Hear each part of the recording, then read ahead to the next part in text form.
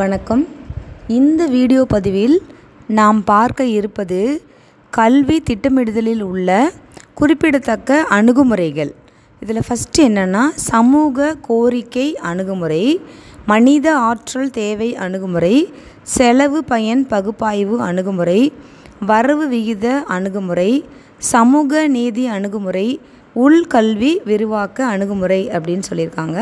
இதில் மக்கள் வளர்ச்சி கணிப்பு படிமம் இது எல்லாமே இருக்குது. சமூக கோரிக்கை அணுகுமுறை அப்படிங்கிறது சோசியல் டிமாண்ட் அப்ரோச் அப்படின்னு சொல்லுவோம். ஸோ அதில் நன்மைகள் தீமைகள் லிமிட்டேஷன்ஸ் இருக்குது.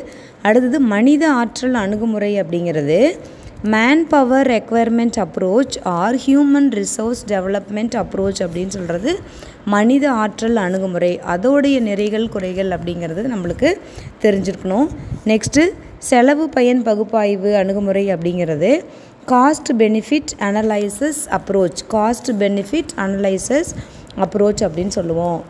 அப்புறம் வரவு விகித அணுகுமுறை அப்படிங்கிறதுல ரேட் ஆஃப் ரிட்டர்ன் அப்ரோச், அதில் cost benefit approach, cost effectiveness approach, rate of return approach, cost benefit analysis அப்படின்னு இருக்குது.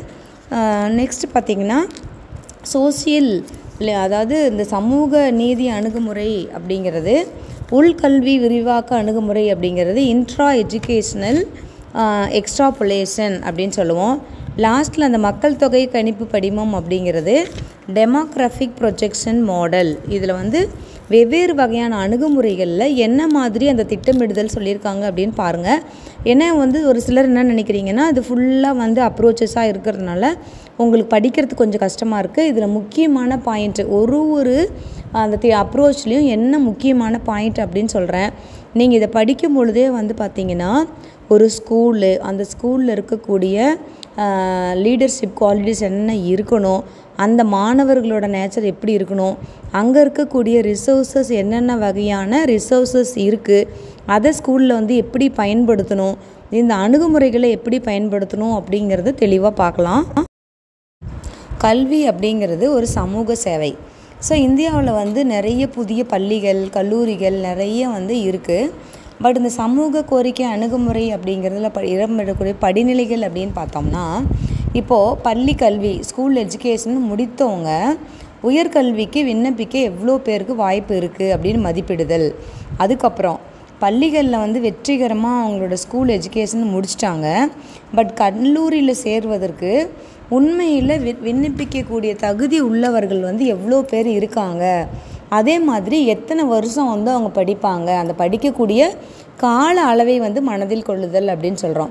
சமூக மற்றும் இந்த கல்விசார் போக்கு, அப்புறம் மக்கள் தொகையில் ஏற்படக்கூடிய மாற்றங்கள், இதை எல்லாமே கருத்தில் கொண்டு தான் நம்ம அவங்களுக்கு தேவையான கல்வியை அளிப்பதற்கான வசதிகள் இருக்குதா அப்படின்னு நம்ம பார்க்குறது தான் சமூக கோரிக்கை அணுகுமுறை அப்படின்னு சொல்கிறோம். ஸோ இந்த சமூக கோரிக்கை அணுகுமுறைனா எல்லாருடைய தேவைகளை எதிர்கொள்ளணும், சமூகத்தினுடைய தேவைகளை எதிர்கொண்டு அவர்களுக்கு கல்வி வழங்கணும் அப்படின்னு சொல்லியிருக்காங்க. மனித ஆற்றல் அணுகுமுறை அப்படின்னு சொல்கிறதுனா இது மெயினாக பார்த்திங்கன்னா ஹியூமன் ரிசோர்ஸ் அப்படின்னு சொல்லுவோம்ல, அந்த மனித ஆற்றலை பலப்படுத்தணும், மனித வளத்தை மேம்பாடு அடைய செய்யணும்.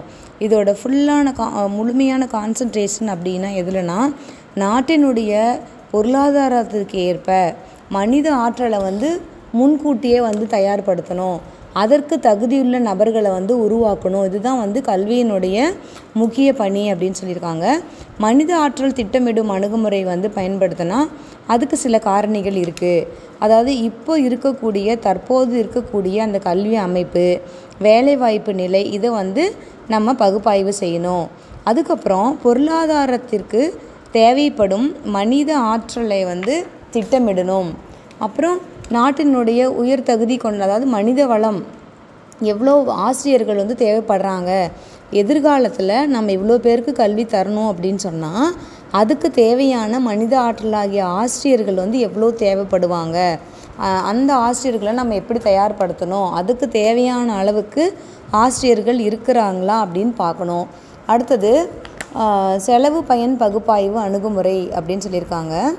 இதில் இப்போ ஒரு ஸ்கூல் தொடங்குறாங்க அப்படின்னா அதுக்கு எவ்வளோ செலவு பண்ணியிருக்காங்க, அதனால் வரக்கூடிய விலை பயன் என்ன அப்படிங்கிறத வந்து ஒப்பிட்டு பார்க்குறாங்க. இப்போது முதலீடு வந்து ஏதாவது ஒரு வகையில் முதலீடு செய்கிறாங்க, அது வந்து பயனை வந்து பார்த்திங்கன்னா ஒப்பிட்டு பார்க்கணும். அந்த செலவு பயன் அணுகுமுறை அப்படின்னு பார்த்திங்கன்னா வரவு விகித அணுகுமுறையில் செலவு பயன் அணுகுமுறை, செலவோட விலை பயன் அணுகுமுறை, வரவு விகித அணுகுமுறை, செலவு பயன்கள் பகுப்பாய்வு அப்படிங்கிற சொற்கள்லாம் வந்து பயன்படுத்தப்படுகிறாங்க. நம்ம இவ்வளோ சதவிகிதம் வந்து அமௌண்ட் வந்து நம்ம முதலீடு செய்கிறோம், அதுக்கு எவ்வளோ நம்மளுக்கு வரவு வருது அப்படிங்கிறதெல்லாமே வந்து இந்த செலவு பயன் பகுப்பாய்வு அணுகுமுறை. சமூக நீதி அணுகுமுறை அப்படின்னா சமூகத்துக்கு திட்டமிடுதல், அதாவது சமூக முன்னேற்றத்திற்காக திட்டமிடுதல் அப்படின்னு சொல்லலாம். ஒரு நாட்டோடைய அரசியல் சாசனம் எப்படி இருக்குது, தேசிய கொள்கைகள் எப்படி இருக்குது, சமூக மேம்பாடு குறித்து எந்த அளவுக்கு நம்மளுக்கு அவேர்னஸ் இருக்குது அப்படின்னு பார்த்தா ஃபஸ்ட்டு சமூக நீதி அப்படிங்கிறத அடையப்பட வேண்டும். அந்த மாதிரி சமூக நீதியை அடைய வேண்டும் அப்படின்னு சொன்னோம்னா நம்ம முதல்ல கல்வியில் வந்து சம வாய்ப்பு இருக்கணும், அனைவருக்கும் வந்து கல்வி கிடைக்கணும், இருக்கக்கூடிய வளங்களை எல்லாமே வந்து அந்த வளங்களை வந்து சரியாக பயன்படுத்தணும். அதுதான் வந்து சமூக நீதி அணுகுமுறை. உள்கல்வி விரிவாக்க அணுகுமுறை அப்படின்னு சொன்னோம்னா ஒட்டுமொத்த கல்வி அமைப்பில் ஏற்படக்கூடிய தாக்கங்கள் தான் வந்து நம்ம உள்கல்வி விரிவாக்க அணுகுமுறை அப்படின்னு சொல்கிறோம். இப்போது நம்ம கல்வியில் ஏதாவது ஒரு இடத்துல ஒரு மாற்றத்தை ஏற்படுத்தணும் அப்படின்னா அந்த தாக்கம் வந்து எல்லாத்துலேயுமே இருக்கும். ஸோ அதுதான் வந்து உள்கல்வி விரிவாக்க அணுகுமுறை. இப்போ அனைவருக்கும் இலவச கட்டாய தொடக்க கல்வி அளித்தல் அப்படிங்கிறத ஒரு குறிப்பிட்ட கால அளவு கொடுத்துருப்பாங்க. அந்த குறிப்பிட்ட கால அளவுக்குள்ளே நிறைவேற்றிட வேணும் அப்படிங்கிறதுக்காக சர்வ சிக்ஷா அபியான் SSA போன்ற திட்டங்கள் வந்து அமலுக்கு வந்திருக்கு. அடுத்தது மக்கள் தொகை கணிப்பு படிமம் அப்படின்னா இப்போ எதிர்காலத்தில் ஒரு குறிப்பிட்ட வருடத்தில் குறிப்பிட்ட மக்கள் தொகையில் எவ்வளோ வயதில் இருப்பாங்க அப்படின்னு சொல்கிறோம்ல, இதுதான் வந்து ஒட்டுமொத்த திட்டமிடுதல். இப்போது 2024 10th படிக்கக்கூடிய மாணவர்கள் இவ்வளோ பேர் இருக்காங்க. இப்போது அவங்க வந்து 2026 +2 படிப்பாங்க. அப்போ எந்த அளவுக்கு ஸ்ட்ரென்த் இருக்குது, அந்த +2 முடிச்சுட்டு அவங்க கல்லூரியில் போய் சேருவாங்க அப்படின்னு சொன்னோம்னா அந்த அளவுக்கு கல்லூரியில் சேருவதற்கு வந்து இடம் இருக்கா அப்படின்லாம் பார்ப்போம்ல. அதுதான் வந்து பார்த்திங்கன்னா மக்கள் தொகை கணக்கெடுப்பு படிமம் அப்படின்னு சொல்லுவோம். இப்போ வீட்டிலலாம் வந்து சென்சஸ் கணக்கு எடுப்பாங்க.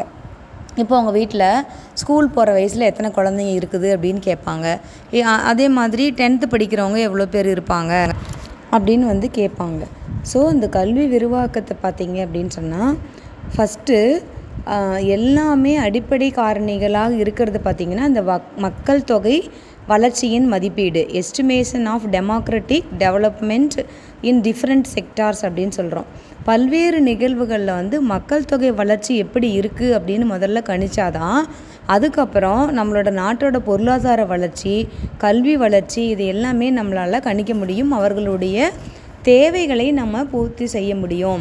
எதிர்கால கல்வி அமைப்பில் என்ன மாதிரியான மாற்றங்களை ஏற்படுத்தணும், எதிர்கால கல்வி அமைப்பிற்கு எவ்வளவு ஆசிரியர்கள் வந்து தேவைப்படுகிறார்கள், இந்த குறிப்பிட்ட ஆண்டில் எந்த கல்வி தேவை வந்து அதிகமாக இருக்குது, இப்போ 10th படிக்கிறவங்க மாணவர்கள் அதிகமாக இருக்காங்களா, +2 படிக்கிற மாணவர்கள் அதிகமாக இருக்காங்களா, காலேஜ் சேரக்கூடிய மாணவர்கள் அல்ல உயர்கல்வியில் சேரக்கூடிய மாணவர்கள் எவ்வளோ இருக்காங்க அப்படிங்கிறதெல்லாமே நம்ம பார்க்கணும். அதாவது இடைநிலை பள்ளி நிலையில் எவ்வளோ இருக்குது, 3ஆம் கல்வி நிலையில் எவ்வளோ இருக்காங்க அப்படிங்கிறது மக்கள் தொகை கணக்கெடுப்பு டெமோக்ராபிக் ப்ரொஜெக்ஷன் மாடல் மூலமாக இந்த அணுகுமுறையில் நம்ம கையாண்டு எதிர்கால தேவைகளை வந்து நிறைவு செய்யலாம்.